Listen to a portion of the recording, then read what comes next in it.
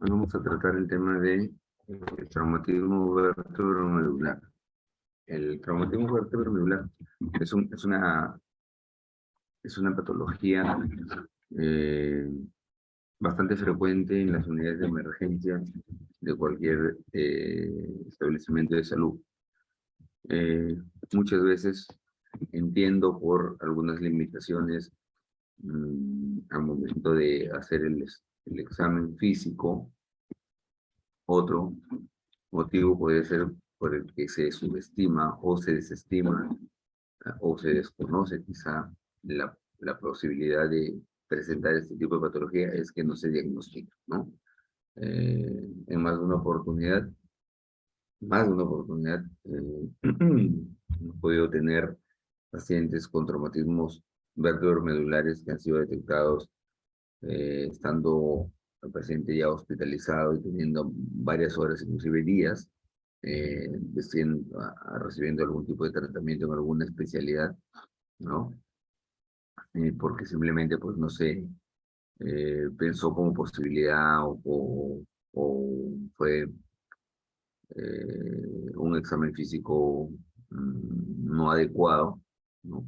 Y se pasó por alto esa patología, ¿no? Entonces, es importantísimo eh, que ustedes se formen siempre en examinar pacientes, en encontrar signos y entender pues los mecanismos de producción de las lesiones traumáticas, bueno, en general, ¿no? Pero las lesiones traumáticas tienen que entender que son lesiones bastante frecuentes, ¿no? Bastante frecuentes y deben manejarlas, ¿no?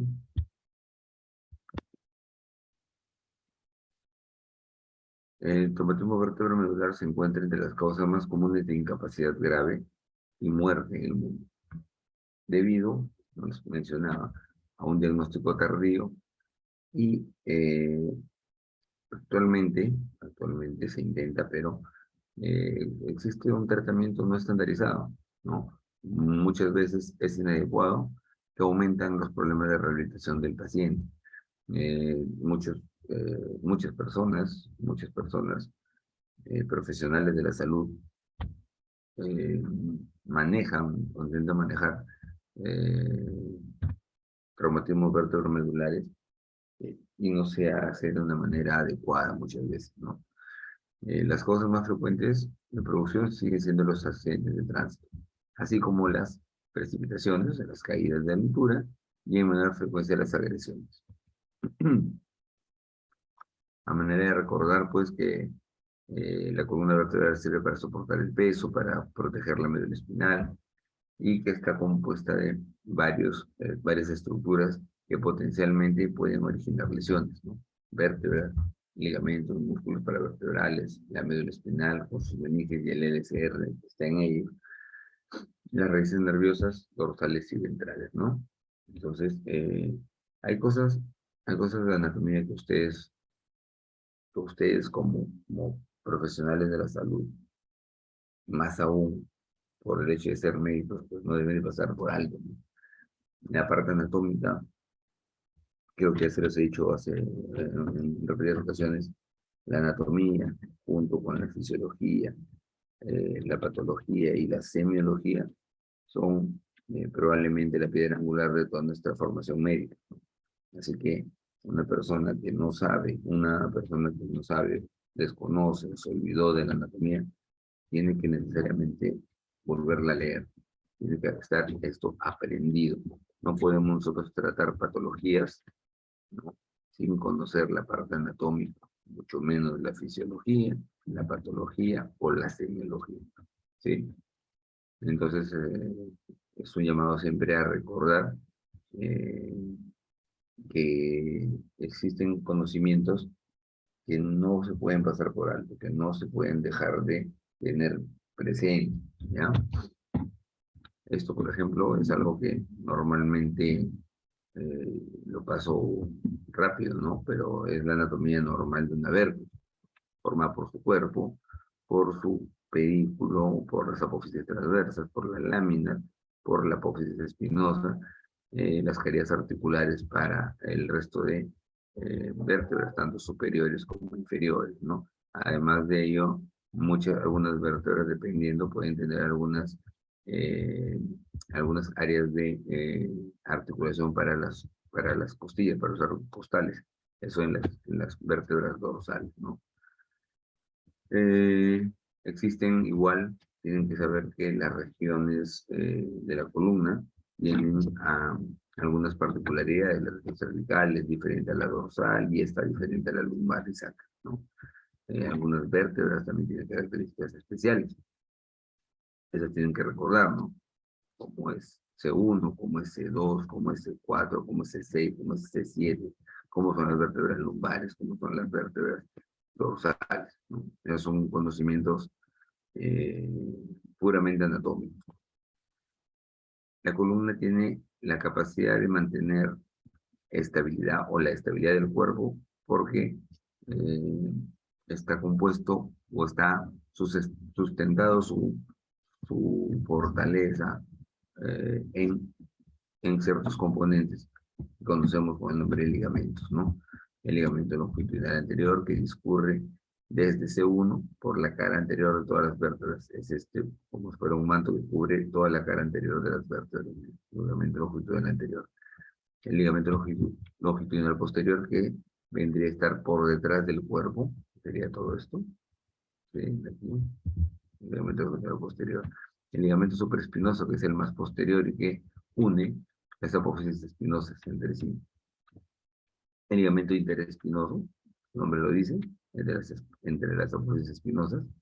Y por último, el ligamento amarillo, que es un ligamento que se encuentra en el agujero vertebral o podríamos decir en el canal vertebral, ¿no? Revistiendo al saco dural y protegiéndolo de traumatismo, ¿no? No olvidar los dermatomas, que son los dermatomas, son regiones de la piel cuya sensibilidad se encuentra bajo el control de un solo nervio raquídeo. Recuerden, de un solo nervio raquídeo y que tienen un ganglio correspondiente, diferente a miotoma. Miotoma sería un conjunto ya de músculos que vienen a estar inervados por una misma raíz. La columna se divide pues en varios segmentos que son segmentos horizontales, ya que reciben inervación segmentaria de cada una de las raíces que salen a los costados o a los lados de la columna vertebral. Así tenemos pues que existe un segmento de nervio espinal C5, C6, C7, C8, con áreas precisas, con áreas bastante específicas de su inervación. Por ejemplo, si yo hablara de C5, es un área de inervación sobre el área del músculo deltoides, ¿no? Los hombros.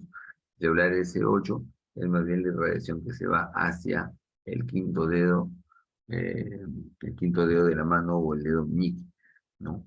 La sensibilidad e inervación de T4 a nivel de los pezones, de T8 a nivel del apéndice cifoides, y así, de manera segmentaria, son puntos de reparo que nos ayudan a nosotros para poder, al momento de hacer un examen físico, poder establecer niveles de afectación medular.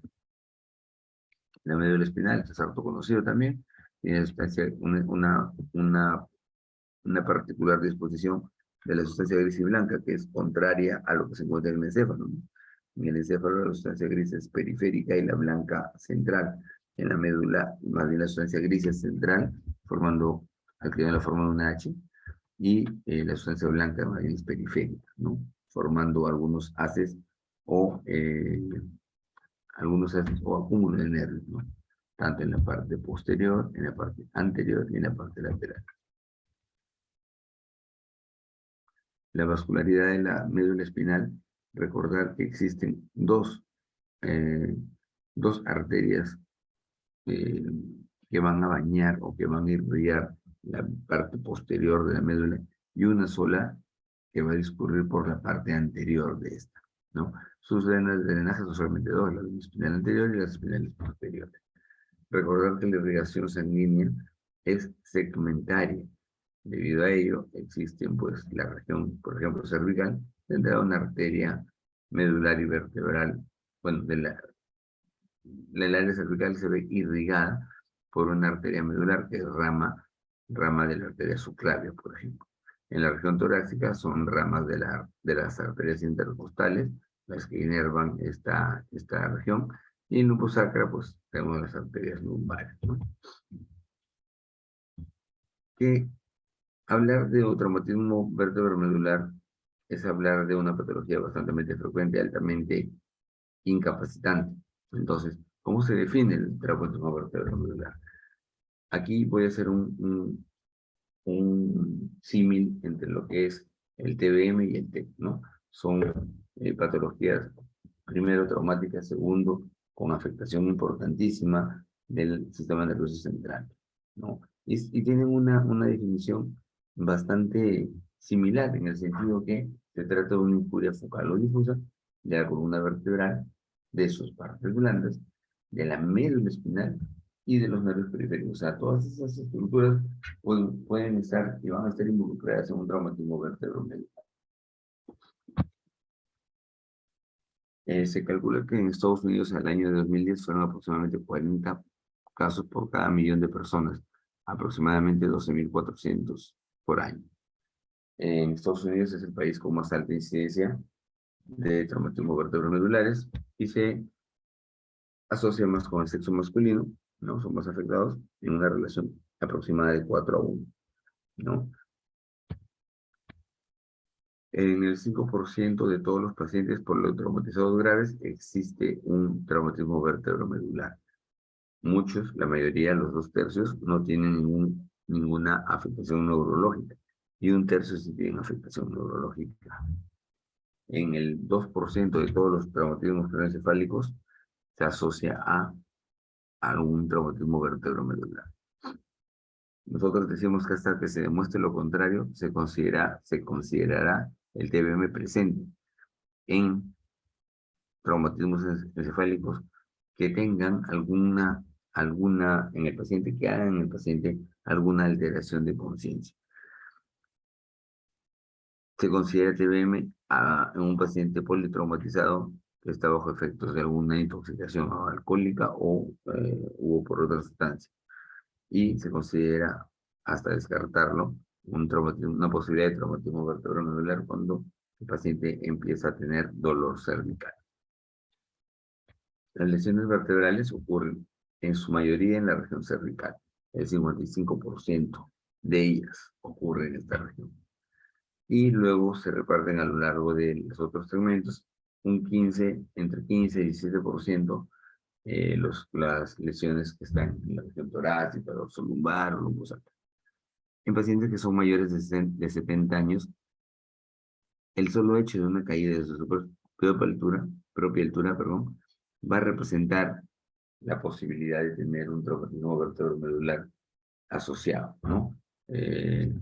Entonces, los pacientes adultos mayores de 70 años, nosotros tenemos que ser muy cautos con una evaluación y con las caídas que puedan tener, ¿no? Las fracturas más frecuentes que se dan en la columna son por compresión y se define como inestabilidad, ¿no? En caso exista alguna ruptura ligamentaria de los ligamentos posteriores, fracturas de las apófisis espinosas, fracturas de las facetas, fracturas de los pedículos o, bueno, una fractura común del cuerpo. Los tipos de lesión, van de acuerdo también al elemento que está, pues, afectado, ¿no? Puede haber una lesión ósea, consiste en luxación, fractura o la combinación de ellos, una luxofractura. Lesión nerviosa, desde lo más sencillo, que es una conmoción, hasta de repente sección anatómica medular. Lesión radicular, lo mismo, contusión, sección o compresión de las raíces. Puede lesionarse elementos vasculares y causar un hematoma epidural, sudural o intradural. Puede haber lesión del elemento fibrocartilaginoso, o sea, el disco, y que el disco se protruya de manera traumática o hipertrofia del ligamento medio, ¿no? Puede haber inclusive lesiones de la dura madre que van a acarrear pérdida de líquido suelo-raquídeo, ¿no? Y eso genera unas fístulas. Entonces también puede haber patología en relación a la formación o circulación de líquido cefalorraquídeo.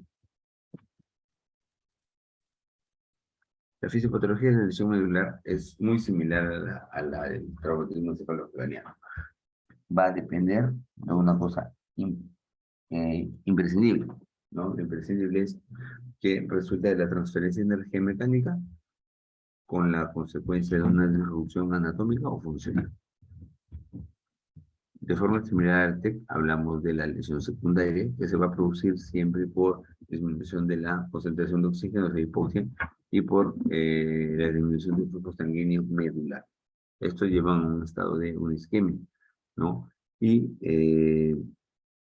consecuentemente todo el daño sintomático que ocasiona, pues, un traumatismo a este nivel, ¿no?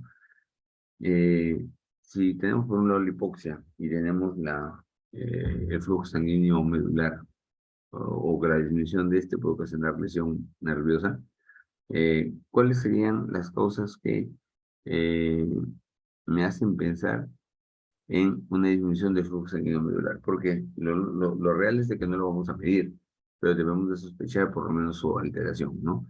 Lo podemos hacer con una disminución de la presión de perfusión medular o con la reducción del diámetro del canal raquídeo. Cuando se presentan estos dos tipos de condiciones, ¿no? Nosotros tenemos que entender que la causa principal, que dentro de las causas principales, que pueden ser muchas, los mecanismos eh, patológicos más frecuentes son los dos que he mencionado, ¿no? Disminución de la presión de perfusión o una reducción del diámetro del canal raquídeo. Eh, puede haber una reacción glial variable, ¿no? El tejido nervioso que está en la médula, en la columna vertebral, tiene muchas similitudes con el encéfalo.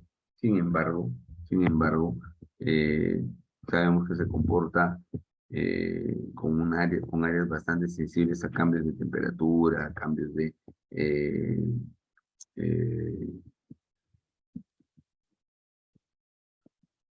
cambios, por ejemplo, los cambios degenerativos son bastante proclives también a generar trastornos nerviosos, ¿no? Pacientes que tienen canal estrecho, pacientes que tienen espondiloartrosis lumbar o dorsal o cervical, en donde el hecho de tener una articulación un poco más de mayor tamaño que una normal va a generar compresión ya nerviosa, ¿no? ¿En quiénes debemos sospechar eh, de lesiones en la columna? Aquellos pacientes que llegan y tienen escoriaciones en cuello, en tórax, en lomo, ¿no? Pueden sugerir alguna lesión en la columna cervical, torácica o lumbar. Aquellos que tienen caídas de una altura considerable, lesiones en la región glútea, fracturas por calcáneo o fracturas del tobillo que van a sugerir fracturas por compresión de la columna, ¿no? Entonces, cuando nosotros valoramos a un paciente, debemos de establecer algunas cosas, ¿no? Entre esas cosas debemos establecer o intentar establecer el nivel neurológico, que nos va a indicar a la larga el nivel de la lesión, ¿no? El nivel neurológico viene a ser el segmento más caudal de la médula espinal, que tiene o conserva sus funciones sensitivas y motoras normales, ¿no? O sea, yo tengo una lesión a nivel de L5, por ejemplo, mi nivel neurológico sería ese nivel, porque todo lo que está de L5 para arriba, L4, L3, L2, debe de ser algo que las funciones están conservadas. Ya la alteración viene en este concreto ejemplo, a partir del L5 para abajo, ¿no? Eh, hablar de nivel neurológico es desmenuzarlo y hablar de algunos otros niveles. Por ejemplo, el nivel sensitivo sería el segmento más caudal de la médula espinal con función sensitiva normal. O sea, yo evalúo al paciente y al momento de establecer el nivel sensitivo tengo que llegar hasta la región que, eh, que ya no tiene sensibilidad, ¿no? Entonces el nivel por encima a esa realidad sería el nivel sensitivo. Similar para el nivel motor, pero ya la parte motora se valora de manera diferente, ¿no? Cada segmento medular más inferior, cuyos músculos clave presentan un grado de fuerza de 3 puntos.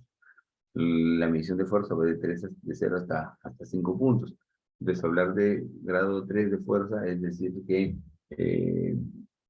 este paciente puede ponerse de pie eventualmente, puede dar algunos pasos, ¿no? Por encima del nivel neurológico. El nivel esquelético vertebral es el nivel que corresponde a la mayor lesión vertebral y que se puede apreciar tempranamente pues, en un estudio radiológico, ¿no? La zona de preservación parcial son dermatomas y miotomas caudales al nivel neurológico, o sea, eh, debajo del nivel neurológico, y que van a permanecer inervados en forma parcial y presentar alguna preservación de la función sensitivo-motora. Podrían tener alguna función sensitivo-motora, ¿no? Los mecanismos por los cuales se producen trastornos o traumatismos vertebromedulares son, primero, la flexión. Se rompen los ligamentos posteriores. Podemos tener una compresión axial, una fractura conminuta del cuerpo y con invasión del canal medular, ¿no? Como es el caso de pacientes que tienen accidentes de tránsito y de pronto son retirados, por así decirlo, del sitio, por ejemplo, accidental, del lugar de los hechos, y desde el principio mantienen un problema neurológico, ¿no? Es porque muchas veces los segmentos que son más duros, que son más fuertes o resistentes, la columna que tendría en este caso que ser la parte vertebral, los huesos, segmentos pueden desprenderse y lesionar seriamente las raíces nerviosas. Así como las fracturas por compresión axial, es una fractura de cuña que se genera por aplastamiento del cuerpo, ¿no? Con un aplastamiento del cuerpo menor al 50%, no es necesario la cirugía, a menos que el dolor sea intratable, ¿no? Y la fractura ya con aplastamiento mayor al 50% es quirúrgica en todos los casos, ¿no? Movimientos de flexión y rotación pueden ocasionar luxaciones. Movimientos de hiperextensión también asociados a problemas ligamentarios. Y la flexo-separación, que son fracturas asociadas a luxación, ¿no? Asociadas a luxación. En un traumatismo vertebromedular intervienen estos dos factores, vértebra y médula. Entonces, debemos saber evaluar ambas regiones para poder llegar a un diagnóstico más específico, ¿no? La lesión medular la podemos clasificar clínicamente como lesión medular completa, aquel que no mueve, pero tampoco siente, en este caso, por debajo del nivel neurológico que está normal, ¿no? Lesión medular incompleta es cuando tiene eh, este paciente tiene o un problema de sensibilidad o un problema de motricidad, ¿no? Eso se le llama lesión medular incompleta. Completa cuando estaban abolidas todas las funciones. Incompleta cuando se puede preservar alguna de ellas. Y otros síntomas neurológicos que seguramente los vamos a ver, como por ejemplo el síndrome espinal anterior, que es el compromiso de la arteria espinal anterior, que comprime o que se discurre a través del canal del cordón anterior, más o menos por aquí. Y una lesión a este nivel, ¿no? Puede ocurrir casos de paraplegia o cuadriplegia. En el caso de ocurrir una lesión a nivel más alto que C7, ¿no? C6, C5, C4, debemos tener algún tipo de reparo eh, con la finalidad de establecer un diagnóstico pronto, ¿no? Un diagnóstico lo más pronto que se pueda, pero eso va a depender mucho del primer contacto con el paciente. En ese primer contacto, nosotros tenemos que estar en la capacidad de discernir si este paciente va a tener o no tiene algún problema neurológico, ¿no? Se alteran algunas otras funciones, como la sensación termogésica, la propiocepción, la vibración, ¿no? El síndrome de Bronce-4, seguramente alguna vez lo han escuchado. eh, Ocasionado generalmente, cuando se trata de trauma, por un trauma penetrante, ¿no? Se encuentra en el 2 a 4% de todas las lesiones traumáticas. Las manifestaciones clínicas vendrían a ser pérdida de dolor y la temperatura contralateral, pérdida de la propiocepción y vibración extralateral, y pérdida motora ixtilateral. El síndrome centromedular en teoría, es una eh, una imagen que aparece en alguna zona de la médula espinal, que puede ser asociada a la región cervical, dorsal o lumbar, ¿no? Pero que se traduce en disminución de la fuerza de los miembros superiores, mucho mayor en comparación con los miembros inferiores. Es decir, podemos encontrar una persona que mueve muy bien las piernas por los miembros inferiores, pero para poder movilizar o cerrar, abrir y cerrar las manos, los brazos, tienen mucha dificultad, ¿no? Ese es el síndrome medular. El síndrome espinal posterior es raro, y por lo general se produce por una contusión cervical posterior, ¿no? Puede existir dolor y parestesias en el cuello, brazos y otros, así como pérdida de la propiocepción y de la vibración.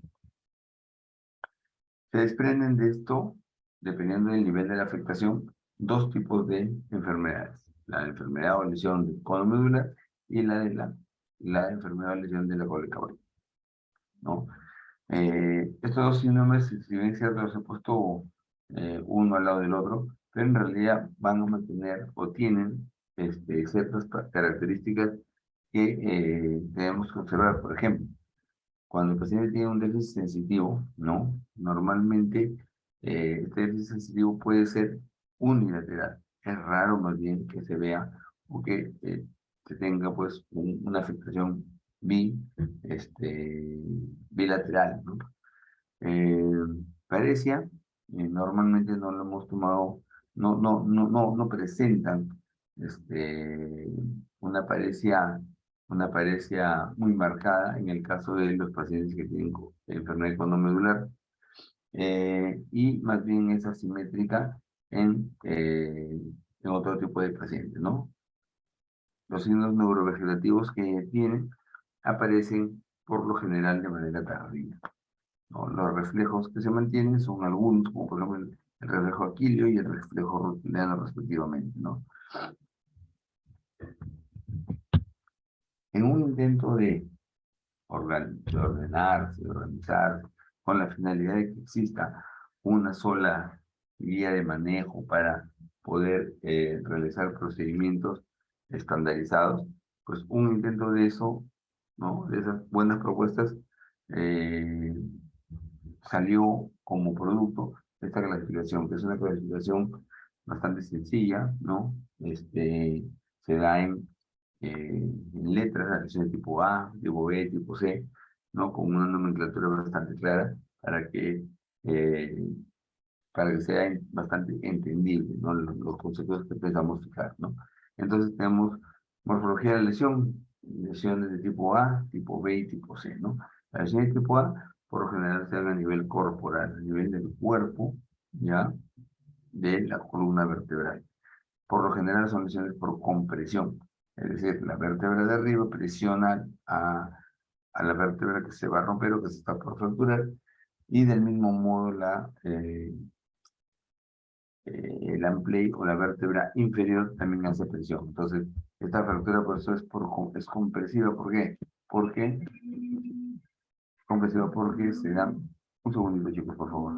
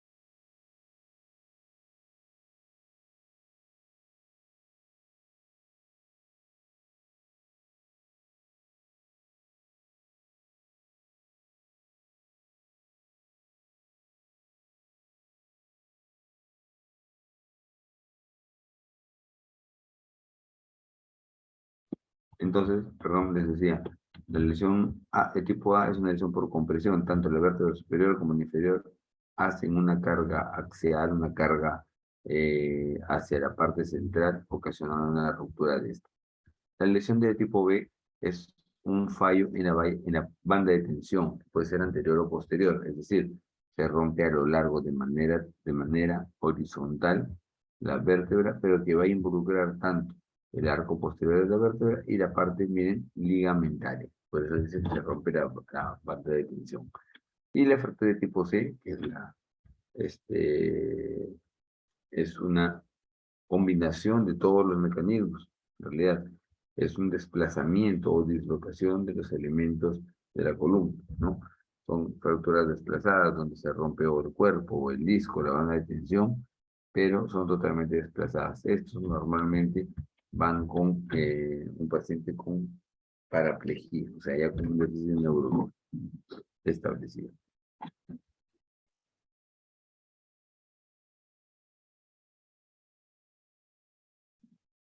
La lesión medular, según su localización, nosotros podemos encontrar algunos elementos que pueden ayudar primero, a definir la lesión y establecer su nivel, y segundo, ¿no? A evitar o a tratar de evitar algún tipo de complicación o empeoramiento del cuadro, ¿no? Por ejemplo, las lesiones que dan por encima de C5 es una lesión, si fuera de bastante gravedad, normalmente puede ir acompañado de un problema respiratorio, una parálisis respiratoria, y por consiguiente puede haber muerte en estos niveles, ¿no? Por encima de C4 hasta C5, el paciente de la parte motora podría tener una secuela y quedar con una cuadriplegia, por ejemplo. Otro ejemplo, por encima de T1, en las lesiones transversas, podemos encontrar algunas reacciones a nivel ocular, como por ejemplo las pupilas que se encuentran mióticas. Cuando la lesión está entre C8 y T1, por ejemplo, hablamos mucho del síndrome de Horner, ¿no? Que se caracteriza por tener miosis, tosis y anidrosis facial.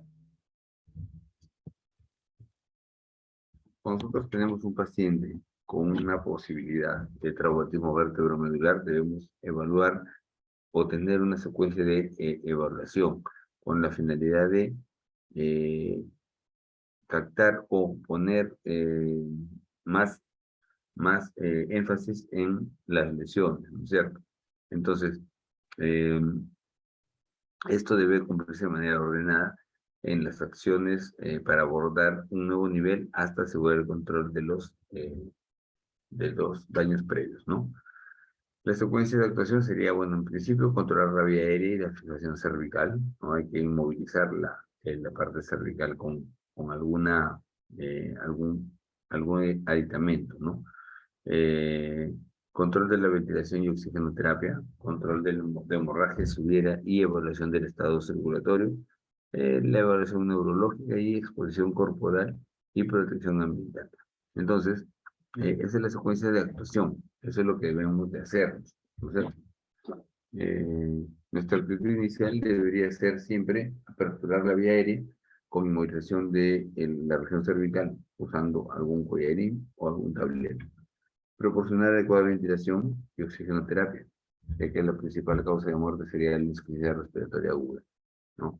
Canalizar una vía endovenosa eh, bastante, de un calibre bastante importante como para poder al paciente en cualquier momento brindarle pues atención lo más pronto que se pueda, ¿no? Se debe mantener la inmovilización y tratar las lesiones de otros órganos vitales. En la atención prehospitalaria, que son cosas que ustedes deberían de manejar y deberían de hacer cursos de atención, por ejemplo, prehospitalaria y cómo trasladar a un paciente con una sospecha de un traumatismo vertebromedular, ¿no? Encontramos por eso los signos de sospecha de la lesión medular como debilidad o parálisis de extremidades, alteración de la sensibilidad, respiración abdominal, hipotensión y bradicardia, posición y flexión de los codos, que ya son cosas bastante serias, ¿no? Y o podemos aplicar algunos criterios que van a localizar principalmente en pacientes de bajo riesgo de lesión de la columna cervical, por ejemplo, cuando no haya dolor en el día medio, cuando no haya déficit neurológico o focal, cuando el estado de alerta sea normal, o existe ausencia de intoxicación, ausencia de lesión dolorosa que cause distracción.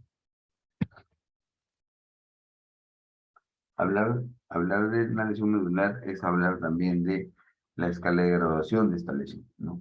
Existe una escala que es la escala de Frankel, que divide las lesiones en 5 grupos, ¿no? Grado A, B, C, D y E. Empezando por la lesión de tipo A, que sería una lesión completa, una lesión en que tanto la parte motora como la parte sensitiva han sido, han sido dañados. La preservación sensitiva, que es el grado B, viene a ser una preservación de algo de la sensibilidad que se asocia a parálisis completa motora. O sea, no hay nada de motricidad, pero, pero sí hay, eh, pero sí hay alguna preservación de la sensibilidad. La C, cuando hay preservación motora, pero no es funcional. Preservación de alguna fuerza muscular sin uso funcional. La preservación motora funcional, ahí hablamos de la fuerza muscular funcional, ¿no? Y el tipo E es aquella persona que está normal, sin ningún tipo de déficit. Otra de las escalas importantísimas es la escala de ACE, ¿no? En esta escala de ACE se van a valorar, es una escala bastante completa, se van a valorar tanto eh, miembros superiores, dorso, miembros inferiores, ¿no? Cada nervio. Vamos a tener la clasificación de ACE. La clasificación de ACE es similar a la que hemos hablado de la clasificación de Frankel, ¿no? La lesión tipo A es una lesión medular completa. Tipo B, eh, la sensibilidad se encuentra, pero la motricidad no. Tipo C, la sensibilidad está presente, perdón, pero la motricidad podría estar, pero disminuida, o no llegar a ser útil del todo. D, la sensibilidad está presente, pero y también con movilidad presente. Y en la clasificación que se le aporta el grado de E, es una paciente con o sin ningún tipo de déficit. No.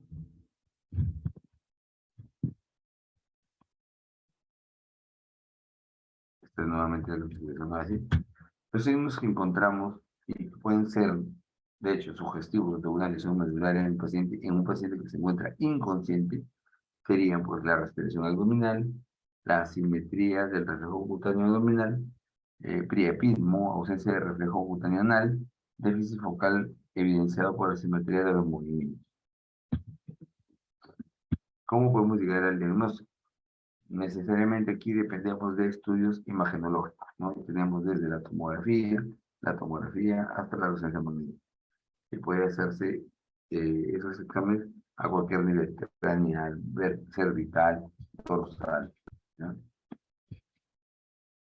El tratamiento, en principio, está dirigido a todas las medidas de orden general. Trasladar al paciente, inmovilizar, ¿no? El tratamiento definitivo es descomprimir las estructuras neurológicas, repito, descomprimir las estructuras neurológicas, darles estabilidad y evitar alguna lesión añadida, ¿no? Para que podría poner en riesgo acortar en lo posible el tratamiento.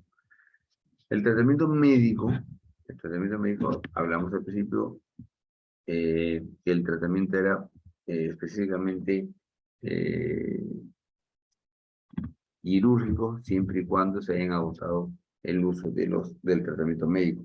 En esto vamos a mencionar, en la parte médica vamos a mencionar a, a un corticosteroide, que sería la metilprednisolona, ¿no? Que era bastante usado, pero por alguna razón lo han descontinuado, ¿no? Por ejemplo, eh, la metilprednisolona ha pasado en TBM, ha pasado por muchas etapas, muchas etapas. Por ejemplo, en principio, la metilprednisolona era el único corticoide indicado para el traumatismo vertebral, ¿sí?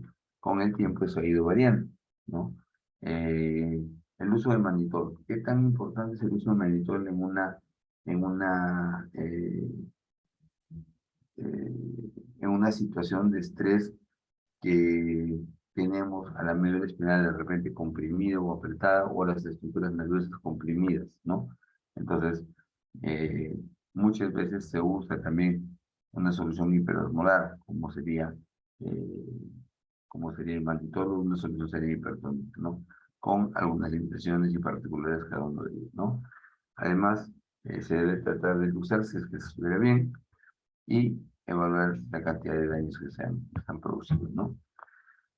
El tratamiento, el tratamiento de la columna vertebral persigue cuatro principios, ¿no? Alinearla, darle estabilidad, recuperar la biología de la columna, ¿no? Eh, que viene a ser, no viene a ser más que mantener el eje, el neuroeje, mantenerlo invariable, ¿no? Invariable y protegido. Eh, y la última de las funciones que se persigue es la función, o sea, hay que rehabilitar a este paciente hasta que llegue lo más cercano a la normalidad. Estas son algunas fotos de algunos tratamientos de traumatismo vertebral, principalmente aquí cervicales. Un tratamiento conservador, no se operó, ¿no? No se operó, pero se hace uso de este tipo de inmovilizadores, ¿no? Eh, estos inmovilizadores son importantes cuando las lesiones son de tipo solamente o si no involucran estabilidad, como que, por ejemplo, se involucra alguna ruptura de ligamento. Eso ya cambia el tema quirúrgico, ¿no? Cambia y nos hace ver o pensar en principio como tema quirúrgico. Podemos colocar tornillos a nivel bastante alto. En un paciente en C2, entre C1 y C2, se coloca esa fijación cervical posterior, ¿no? O a veces hay fracturas solamente de C2, en donde se practica y se coloca un tornillo que una la poliodontoides, que es la que se coloca con bastante frecuencia. Podemos hacer fijaciones cervicales anteriores, y se hace un abordaje eh, a nivel cervical anterior, indistintamente a los lados, pues el izquierdo puede ser el derecho, pero la intención es llegar a este disco, reemplazar el disco y ponerle una placa que contenga el disco y le dé estabilidad a la columna. En patología traumática muchas veces esta cirugía no es insuficiente y hay que dar una chance de operarlo luego por la vía. Aquí estamos solucionando uh, una fractura patológica, ¿no? Por compresión. Miren la vértebra como está bastante disminuida con respecto a los otros arriba y abajo. Entonces, para obviar, hoy un tema previo, obviar el tema quirúrgico, 100% quirúrgico, entonces se obvia por este procedimiento, se opta por este procedimiento, que se llama vertebroplastía, que incluye eh, inyectar, inyectar solución o cemento óseo hacia la vértebra afectada, ¿no?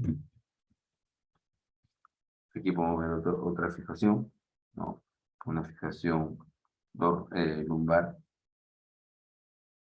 y se usa una fijación bastante corta, ¿no? Esto, por ejemplo, ocasionaría más o menos en unos 3 niveles, ¿no? O sea, el de 2 puede ser el 2, el de 3 y el 4, ¿no? Más o menos.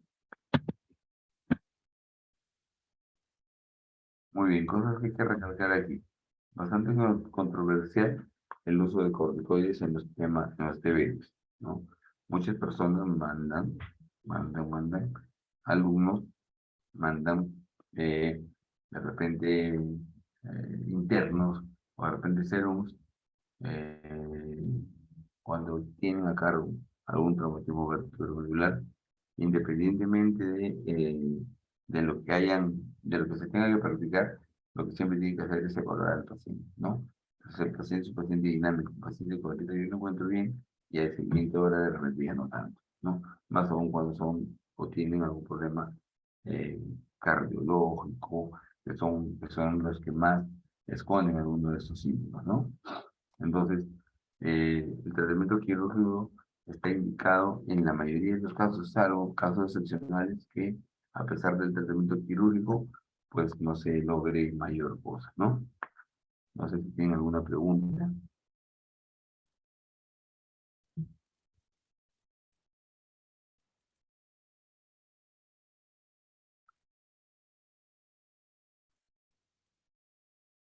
¿Tienen alguna pregunta? TBM es saber examinar los miembros superiores, los reflejos, los tendinosos,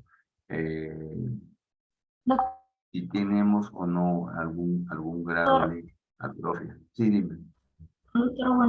doctor, ¿me escucha? Buenas tardes, buenas noches. Sí, Stephanie.